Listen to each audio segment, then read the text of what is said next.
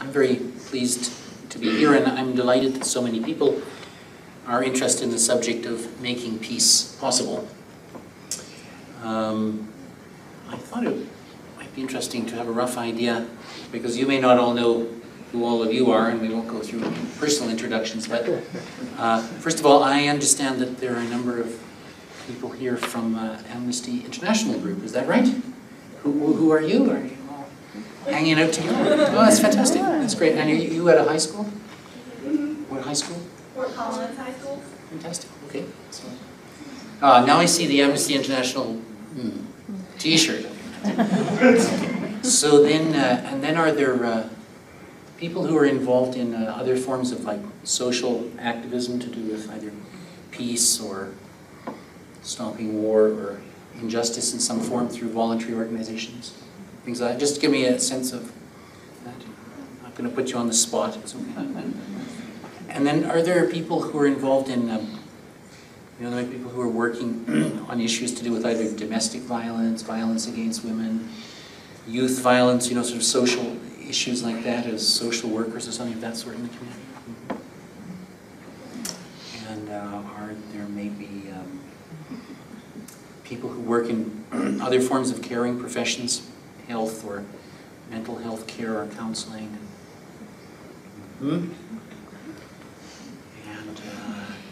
I can tell that there's a whole group of people here from Shambhala Mountain Center. And of course Shambhala and I think any other. And then are there any people here who have been directly involved in the armed forces or working with issues to do with that kind of violence?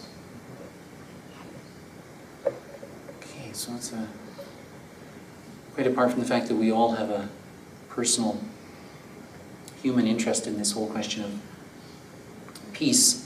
Obviously, a lot of you are either involved in issues which have to do with forms of violence or trying to help others who are suffering in various ways. And I was trying to think earlier what might be helpful that I could share from my experience both in the field of social activism as well as in the field which you could say is could broadly be described as working with the mind, which tends to be what Buddhists are supposed to specialize in.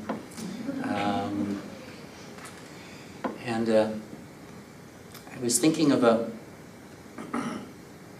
conversation I had with someone recently who had carried out a study of the breakdown in peace processes. There were a lot of peace processes that took place in the world in the late 1980s and 1990s with the fall of the former Soviet Union and a number of other radical political changes that occurred in the world. And a number of those peace processes, I guess the majority of them,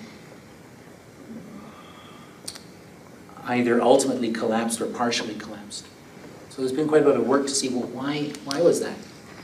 And broadly speaking, peace process can be divided, according to this very interesting analysis, into sort of three elements. One is structural, one is behavioral, and one is attitudinal. So structural would be something to do with like redrawing the map, or taking down a particular, like taking down the Berlin Wall would be a great example of a structural change. Okay, we can think of these things. I'm talking about big peace processes here, but I'm going to try and make it clear, if I can, that what we're talking about here applies as much in the home and the workplace as it does in the war zone. So you can think of, structural change in the home about something that everybody's fighting about. Might be that like the most senior male in the home agrees to spend less time in the bathroom. That would be a structural change. There's obviously structural change. Oh, structural change. This has got more padding than that. It's fine. I think there's also a cushion available. No, it's okay. Okay. I'm sort of Spartan. It's fine. Thank you very much, but this is great. And then behavioral. Well, in a large peace process, that could involve, for example, you know, the integration of a guerrilla army into the standing army of a country after there's been some political agreement reached, or the sort of behavioral change which is involved in retraining security forces so that they are no longer practicing torture and other illegal forms of violence inflicted against the population. And an example of that in the domestic setting would be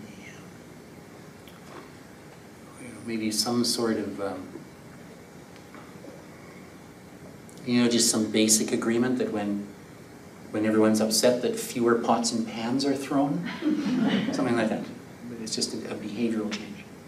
And interestingly, most peace processes, in the same way that people make the same efforts at home, really concentrate on these structural and behavioral changes.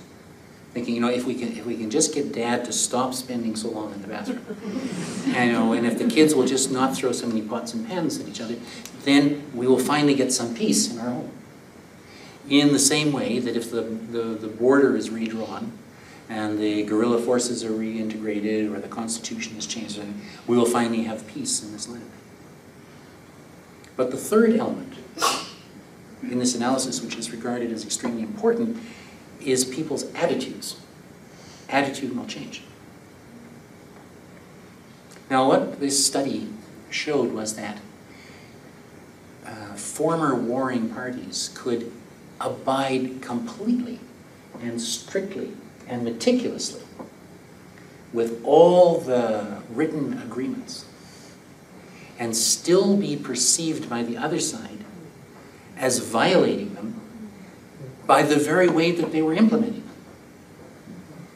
So I'm not quite sure how this works out exactly in my analogy about the dad in the bathroom, but, but you know, there could be this lingering assumption that Dad is just temporarily not using the bathroom, or has a secret plan to occupy some other part of the house and has just decamped from his squatting in the bathroom, but is soon going to disrupt the cooking.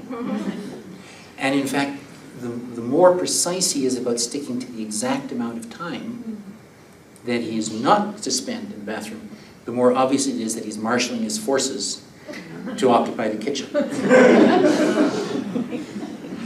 You know, might sound crazy to you, but this is what goes on.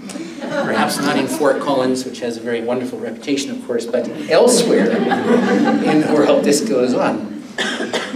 And so,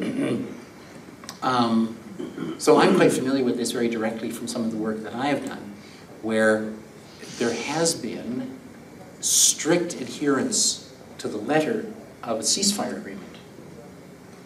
But in the very nature of the strict adherence to the ceasefire agreement, everybody on the other side knows that the other side is just preparing to break the ceasefire. So the lull is just seen as like the cat recoiling before leaping, as opposed to any genuine compliance with agreement. So, so this element of attitude in securing lasting peace has begun to be seen, certainly on the sort of the world of analysis of peacemaking and peacemaking training and the study of conflict resolution, as increasingly important, as it's been seen that you can't produce a lingering peace on the basis of only two parts of the stool, as it were, structure and behavior. You also have to have attitude.